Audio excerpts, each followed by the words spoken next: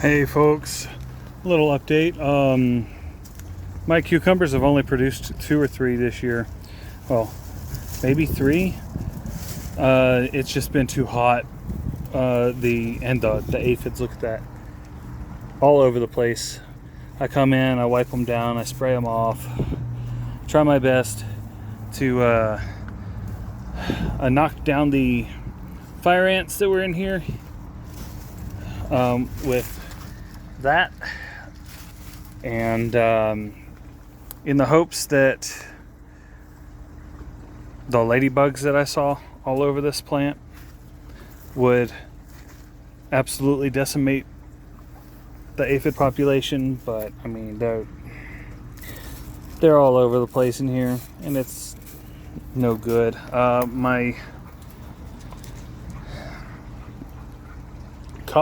tree collards are doing okay. These died back because they got absolutely covered with this cherry tomato. There's a lot that's not doing too great in here. I'm getting more stevia seeds. I really haven't had any luck getting those to sprout. We'll see. After I clear out all the tomato, there might be a boom sprouting of stevia. I put some okra in here to see how it does.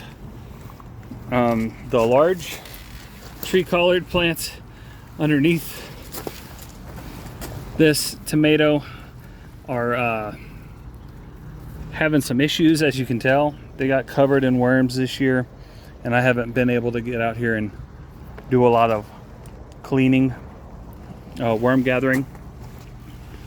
And then let's see, is this one of our, it's an interesting, it flew off. There was a little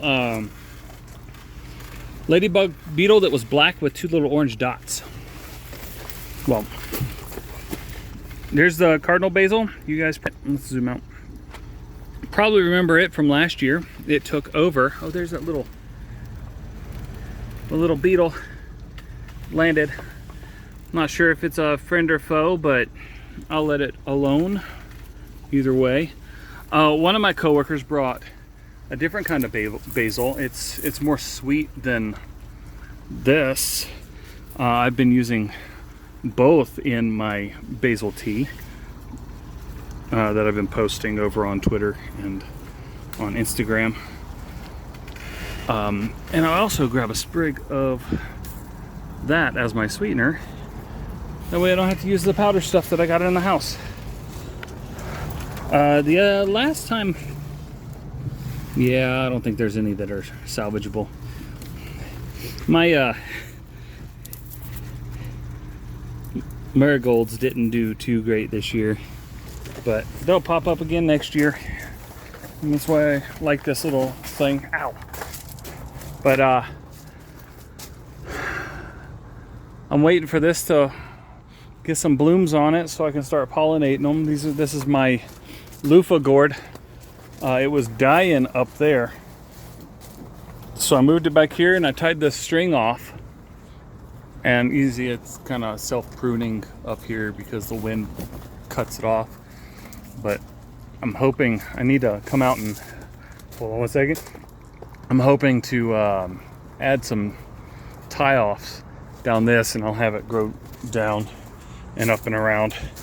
But yeah, not really much to update because of back issues and stuff. I haven't really been able to get out here and do some cleaning. This guy right here needs to do a lot of cleaning. Look at the roots coming off of this guy. He's taken over. This is going to be an interesting year whenever I go to purge out and replenish my gravel in here.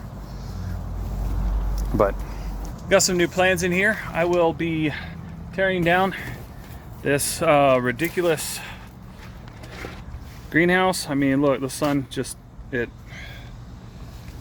this This stuff is just sun dead. UV damage on this. I would not suggest buying one of the cheap little $200 10 by 20 greenhouses from Amazon. I can't remember the company that made this, but I like, as you saw, look up there, that's the original metal. I was playing around with it, thinking about doing a in-ground trellis in the future for some vining stuff, and have my kids be able to crawl under there and gather up. But I don't suggest purchasing one of these if you live in an area with hard sun or heavy winds, because it won't last. It didn't last here.